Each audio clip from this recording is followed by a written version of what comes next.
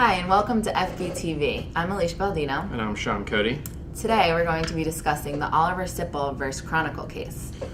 Now, this case began in September of 1975 when Oliver Sipple, who was a former Marine, saved President Ford's life from assassination attempt by Sarah Jane Moore. It was only an issue, though, because it was then that the media brought to light that he was actually homosexual. Harvey Milk, an openly gay man in San Francisco, leaked the information that he was gay to Herb Caen from the San Francisco Chronicle, and Milk just wanted to break gay stereotypes that people had at the time. And then when that leaked, Sipple filed a $15 million lawsuit against 7 newspapers for invasion of privacy. One was the Chicago Sun-Times because they published a headline saying homosexual hero. Yeah, see, I think Sipple was in the right to, be like, I think, he should have won this case because he didn't give any consent to this at all, that the info was like, he didn't want people to know that he was gay.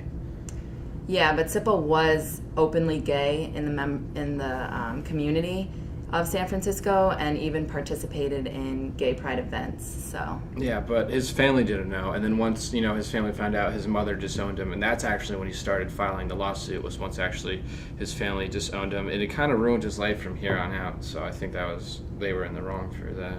Yeah, but the media and the court couldn't have predicted that that's how it would happen, so I don't think they had any intention to ruin his life after that. It was just how it went. Yeah, well, based on the invasion of privacy, you have to have consent. It needs to be in plain view. It needs to be truthful, and it needs to be newsworthy. That definitely didn't have consent. It might have been true. You could have argued it was in plain view, but they went with the newsworthy defense, and I don't think it's newsworthy because what is someone's sexual orientation like? He saved the president. That's the story. It doesn't matter if he's gay or straight. Well, in this case, it is newsworthy because he saved the president's life, and that's a huge event, so that made him a public figure right off the bat, and his sexuality is something that the public should know and is able to know, so that definitely brings something to the case. I think I would have, I would think they should have been able to make, just a little bit of a leeway for an exception here, because like you said, he saved the president's life. I don't think people should be deterred from saving the president's life because of the way it's handed out. But there was one case of Rob Galea, who was making a career photographer. He was taking photographs of Jacqueline Kennedy and her kids, and he was just getting outrageous with it. He actually endangered their life at one point. And so he was eventually found in contempt of court because there was a federal ruling saying that he had to stay 25 feet away, which he broke. So that wasn't a normal case that they were able to, push back, paparazzi, which you don't see him doing that much anymore. So I think they could have made an exception for Sipple. I think that case was an exception, but there was another case that was just like Sipple, and that's the Diaz versus Oklahoma Tribune case.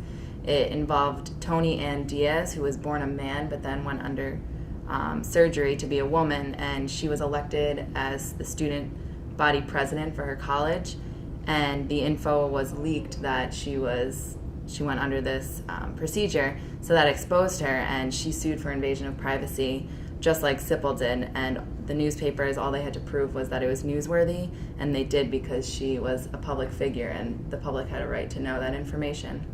Well, what do you think about the fact that after saving the president's life, a couple days later, he only received just a thank you letter from President Ford, which, it's no small thing getting a thank you letter from President, but he wasn't invited to the White House for any, cordial dinner. I know there are people who have been invited there for, much less. So do you think that he being gay had anything to do with that? I think that's all under speculation, and there's no hard facts that can prove that if he was straight that he would have been invited. That's just all talk, Yeah, well, what we do know is in 1989 he was found dead after being dead for 2 weeks with a half a bottle of bourbon in his apartment. So. Yeah, which just goes to show that there's a fine line between what's considered newsworthy and not to the public under private or privacy laws. So Oliver Sipple became a public figure on that day, and it was a huge event. So the public did have a right to know, and it was newsworthy that he was gay. So, thank you for viewing our show tonight. I'm Alicia Baldino. And I'm Sean Cody. Good night. Good night.